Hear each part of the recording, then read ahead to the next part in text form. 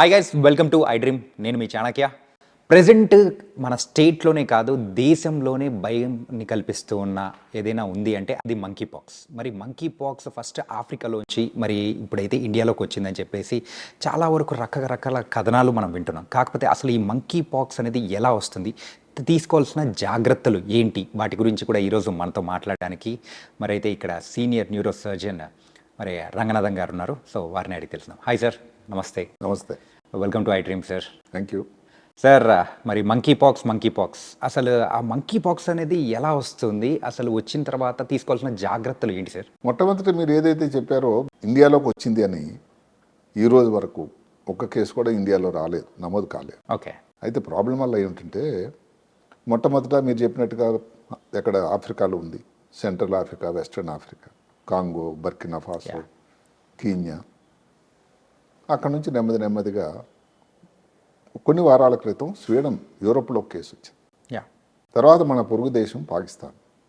ఇప్పుడు పాకిస్తాన్లోనే ఏదైతే పాకిస్తాన్ ఆక్రమిత కశ్మీర్ ఉందో నిన్న ఒక కేసు అక్కడ నమోదైంది. అలాగే అక్కడ ఒక ఖైబర్ పఖ్తూన్వా ఒక ప్రావిన్స్ అని ఉంటుంది, అది కూడా పక్కనే. అందులో 3 కేసులు ఉన్నాయి. అంటే ఇప్పుడు మనకి సరిహద్దు ప్రాంతం పక్కన ఉండే అది ఏంటి నడుచుకొని వచ్చేస్తారు కదండి. 4 కేసులు అక్కడే నమోదైంది. అంటే కాశ్మీర్లోకి రావడానికి ఎంతో టైం పట్టదు. సరిగదా కాశ్మీర్లో ఎలక్షన్స్ దగ్గరలో రాబోతున్నాయి, క్యాన్వాసింగ్ భారీ ఎత్తున అంతా మొదలైపోయింది. ఇలాంటి సమయంలో భారతదేశానికి రావడానికి అవకాశం లేదు అని చెప్పలేము. ఇప్పుడు వరకైతే మాత్రం భారతదేశంలో ఇంతవరకు ఒక కేసు కూడా నమోదు కాలేదు. ఓకే. అయితే ఎందుకు మరి ఇదంతా అందరు భయపడుతున్నారు? భయపడాల్సిన కారణాలు ఉన్నాయి. ఎందుకంటే 2022లో ఈ మంకీ పాక్స్ అని చెప్పడానికి లేదు ఇప్పుడు, ఎందుకంటే దానిని ఎంపాక్స్ అని చెప్పాలి. ప్రపంచ ఆరోగ్య సంస్థ వాళ్ళు ఏం చెప్పారంటే మంకీ పాక్స్ అంటే కొంతమంది మనోభావాలు దెబ్బతింటున్నాయి, కొంతమంది తెగల వాళ్ళు దానికి అబ్జెక్షన్ చేశారని చెప్పి దాన్ని కుదించి ఎంపాక్స్ అని చెప్పారు. మనం ఎంపాక్స్ అని మాట్లాడుకుంటాం. ఓకే. ఎంపాక్స్ అనేది 2022 వరకు ఎవరు పట్టించుకోలేదండి. ఆఫ్రికా ఖండానికే ఉంది, మనకెందుకులే, ఎక్కడో ఇబ్బంది జరుగుతుంటే మనకెందుకు అని.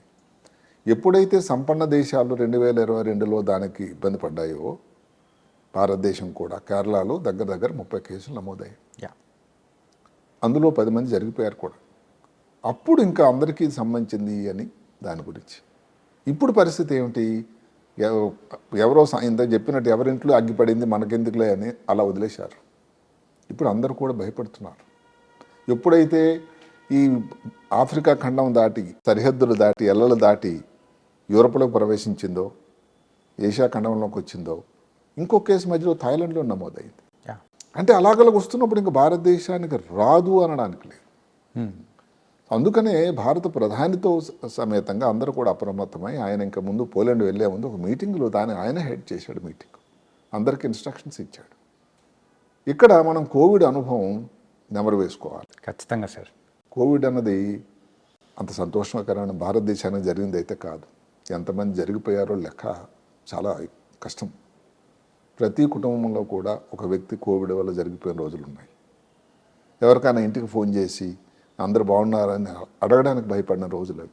ఎందుకంటే ఎవరో ఒకరి దగ్గర చుట్టం అందులో జరిగిపోయారు. ఒకటే ఏంటంటే మంకీ పాక్స్, దయచేసి అందరు గమనించాలి, మంకీ పాక్స్ కోవిడ్ లాగా కాదు. ఇది వైరస్ వ్యాధే, కానీ కోవిడ్ లాంటి వ్యాధి కానే కాదు. ఇది నిర్ద్వందంగా చెప్పచ్చు. కాబట్టి భయపెట్టాల్సిన విషయం అయితే లేదు. అయితే ఏదైతే ఉందో ఈ కాంటాక్ట్, ట్రాన్స్మిషన్ అనేది ఇబ్బంది ఫాస్ట్ అవుతుంది. ప్రమాద సూచికలు కూడా చాలా ఎక్కువ ఉన్నాయి. ఒక మాట చెప్పుకుందాం, దాన్ని క్లాడ్ అంటారు. ఏదైతే మనం దాని ముందు మనం కోవిడ్ టైంలో ఏమన్నాము, ఏ సంతతి అని. ఇప్పుడు క్లాడ్ అని దీనికి పేరు, మంకీ పాక్స్, ఎంపాక్స్ నిజానికి ఏంటంటే స్మాల్ పాక్స్ వైరస్ జాతికి సంబంధించింది, ఆర్థోపాక్స్ జెనస్. స్మాల్ పాక్స్ లాగే కొన్ని లక్షణాలు కూడా ఉన్నాయి. ఇప్పుడు 1958లోనే ఎక్కడో ప్రయోగశాలలోని మంకీస్లో గుర్తించారు. ఇదేదో కొత్త వ్యాధి కాదు. మొట్టమొదటి మనుషుల్లో కేసు అనేది 1970లో నమోదైందండి. అంటే అందరూ గమనించాల్సింది ఏమిటి, 70 నుంచి 2022 వరకు ఇంత మధ్యలో ఏ దేశానికి రాకపోవడం వల్ల దాని మీద చేతకన్ను వేశారు. ఎంతోమంది పాపం అక్కడ ఆఫ్రికన్ కాంటినెంట్ శాస్త్రవేత్తలు, ప్రజలు కూడా అయ్యా మా ప్రాంతంలో చాలా ఇబ్బంది అవుతుంది, మీరందరూ దాని మీద దృష్టి పెట్టండి, సహాయం చేయండి, ఏదైనా వచ్చి రీసెర్చ్ చేయండి అన్న కూడా ఈ సంపన్న దేశాలు చేతకని వేశాయట. ఒక్కసారి 2020 నోటిస్తే అందరూ కూడా నిద్ర నుంచి మేల్కొన్నారు. అమ్మో ఇండియాకి వచ్చిందే, కేరళకే వచ్చేసిందే, అది కాకుండా మిగతా దేశాల్లో కూడా వచ్చిందని. ఇప్పుడు పరిస్థితి ఏమిటి? ఇప్పుడున్నటువంటి ఏదైతే ఉందో క్లాడ్ 1B 2020లో వచ్చింది, క్లాడ్ 2B. దానికి దీనికి ఏమిటి తేడా మీరు అడగచ్చు. క్లాడ్ 2B అన్నది ఈ సెక్షువల్ కాంటాక్ట్ ద్వారా వచ్చింది. ఓకే. ఇప్పుడు అది లేకుండా, అంటే దాని ద్వారా కూడా వస్తుంది, కానీ మెయిన్గా మనిషి నుంచి మనిషి కాంటాక్ట్, జంతువుల నుంచి ట్రాన్స్మిషన్ మనుషులకి. ఓకే. ఇది కొంచెం డిఫరెంట్. అంటే ఈ ట్రాన్స్మిషన్ అనేది జస్ట్ అంటే ఇంట్లో ఉన్న వాళ్ళ నుంచి ఇంట్లో వాళ్ళకు వచ్చే ప్రభావం. ఎవరికైనా ఇన్ఫెక్ట్ అయిన మనిషి ఉన్నాడు, ఓకే, ఆయనకి ఏదైతే ఉంది ఈ బొబ్బలు, అసలు ఈ వ్యాధితో లక్షణాలు ఏంటి? ర్యాష్ రావడం కానీ బొబ్బలు రావడం. అవును. బొబ్బల నుంచి ఏదైనా రసిలాగా వస్తుంది, అవును. ఆ రసిలో వైరస్ ఉంటుంది. ఓకే. దాని ఇప్పుడు మాటకు ఆ రూమ్లోనే కొంతమంది ఉన్నారు, ఆ బెడ్షీట్లు లేకపోతే ఈ బ్లాంకెట్లు అవే వాడుతూ ఉన్నారు, వాళ్ళతో దగ్గర తగిలింది, వీళ్ళకి రావడానికి ఆస్కారం ఉంది. ఓకే. ఇంకొక ప్రమాదం ఏమిటి? చిన్నపిల్లల్లో ఎక్కువ, 2022లో వచ్చింది, పెద్దవాళ్ళు ఎక్కువ వచ్చింది లైంగిక సంపర్కం. ఓకే. అక్కడ ఏమిటి? పాతకాలంలో వచ్చింది ఈ జననేంద్రియాలు ఏవైతే ఉన్నాయో ప్రైవేట్ పార్ట్స్లో ఈ రావడం బొబ్బలు, అదే కాకుండా బుధమ ఆ ప్రాంతంలో కానీ, గొంతుల్లో కానీ, నోట్లో కానీ, అలా. ఇప్పుడు ఎక్కువ శాతం వచ్చేది పామ్స్, సోల్స్లో. శరీరంలో మిగతా భాగాలు కూడా వస్తున్నాయి, ఎక్కువ ఈ ప్రాంతంలో. మరణాల సంఖ్య ఇప్పుడు ఎక్కువట. ఇది ఇప్పుడు ఈ క్లాడ్ 1B 10% రిస్క్ ఉంది, అంత ప్రాణాంతకం. అందువల్ల అందరూ కూడా వరి అవుతున్నది ఇప్పుడు ఇది. డైరెక్ట్గా వైరస్ వల్ల కాకపోయినా, వైరస్ వల్ల ఎవరికైతే సూపర్ యారిడ్ ఇన్ఫెక్షన్ అంటాం, లంగ్స్లో ఇన్ఫెక్షన్ వచ్చింది, బ్రెయిన్లో ఇన్ఫెక్షన్ వచ్చింది, దానివల్ల ప్రమాదం జరుగుతూ ఉంది. అందువల్ల ఇది గమనించే ప్రపంచ ఆరోగ్య సంస్థ ఏం చెప్పారంటే, ఇది ఇంటర్నేషనల్ ఎమర్జెన్సీ, హద్దులు దాటింది, ఇది public health concern of emergency, international emergency అని డిక్లేర్ చేశారు. అందుకని అందరూ కూడా ఇప్పుడు దాని గురించి మాట్లాడుతున్నారు, మనం అందరం కూడా.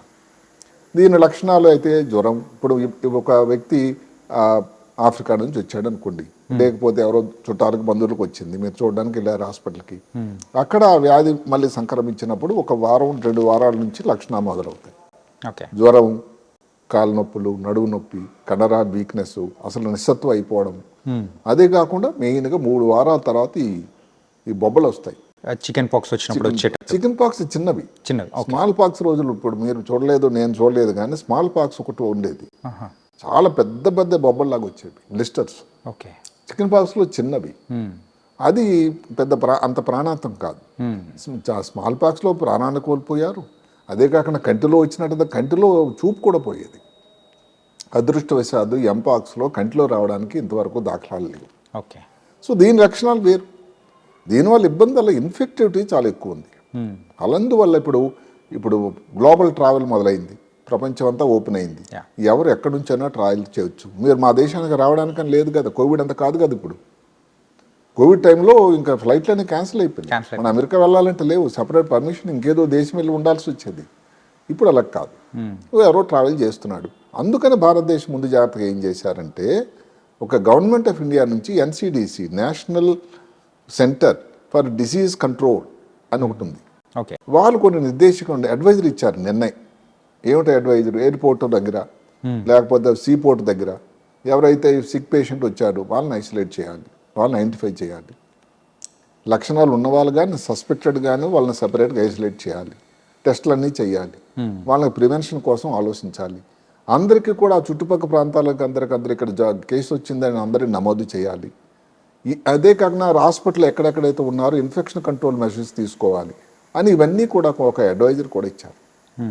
అదే కాకుండా ఒక 3 ముఖ్యమైన భారతదేశంలోనే నోడల్ సెంటర్స్ క్రియేట్ చేశారు.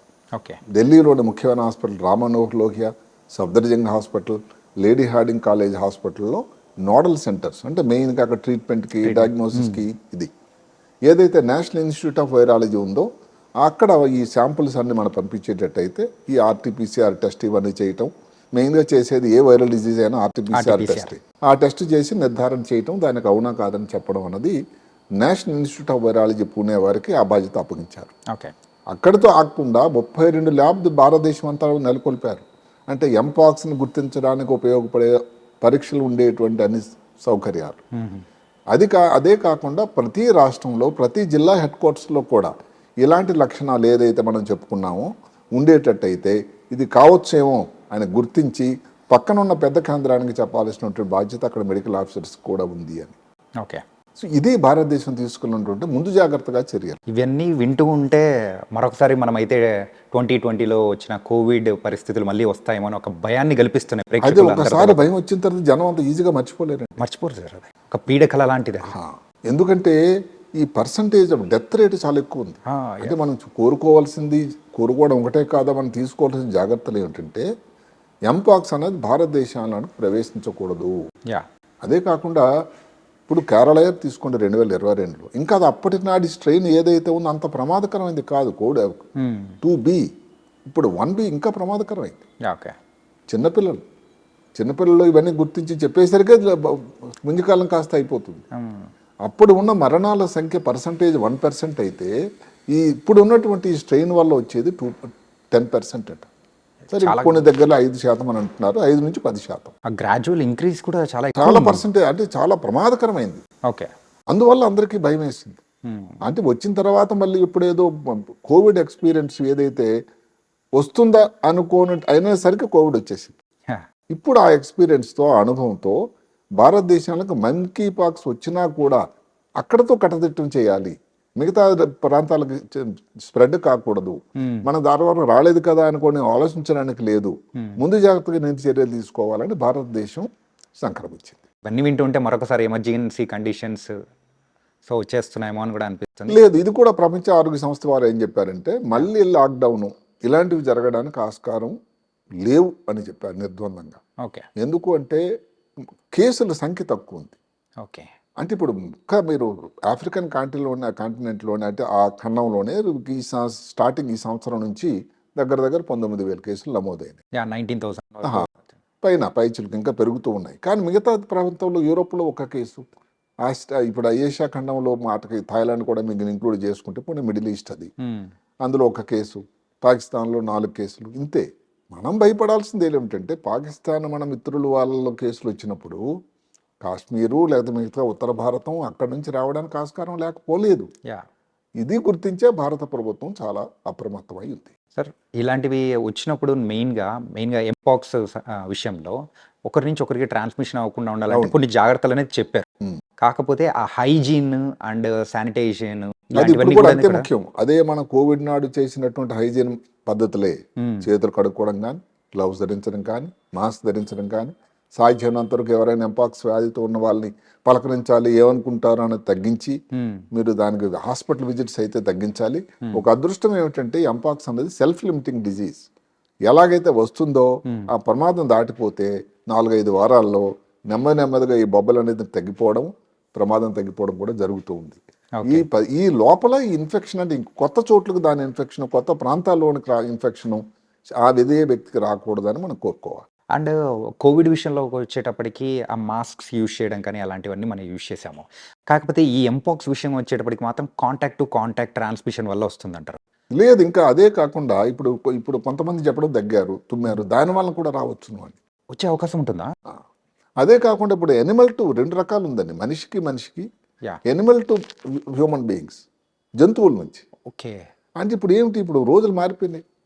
జంతువులకి మనుషులకి మధ్యన ఉన్నటువంటి ఏదో ఒక ఇది ఉండేదో బ్యారియర్ ఇప్పుడు తగ్గిపోతుంది. అదేంటంటే ఇంట్లో వ్యక్తిలాగా ఒక ఇంట్లో అదే కాకుండా చెట్లు నరికేస్తున్నారు, గ్రీనరీ తగ్గిపోయింది.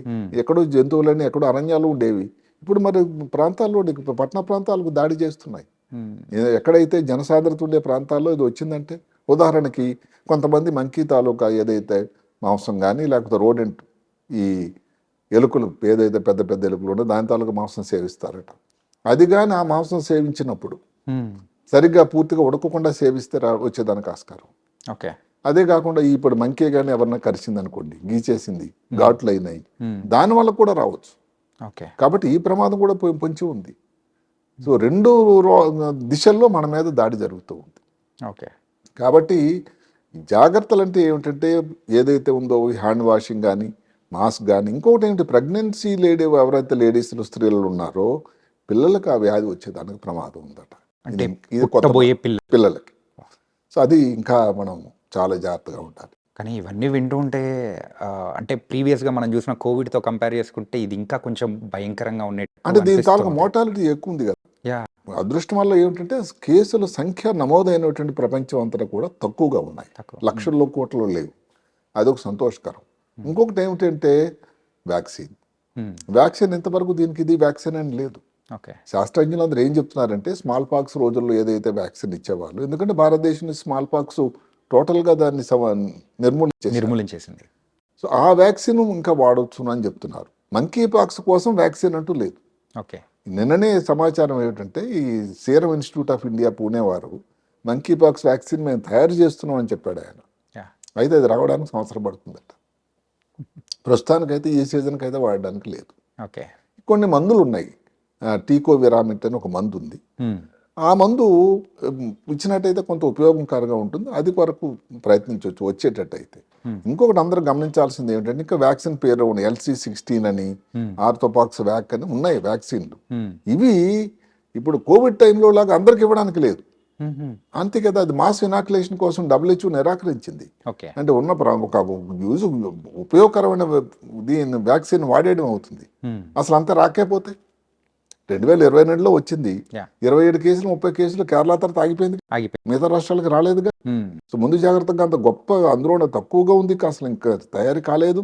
Mpox vaccine, small pox vaccine, chicken pox vaccine వాడి అది వాడిస్తే ఇప్పుడు ఎవరికి వచ్చింది అనుకోండి కేసు, అప్పుడు చుట్టుపక్కల వాళ్ళకి ముందు జాగ్రత్తగా ఇవ్వడం వేరు.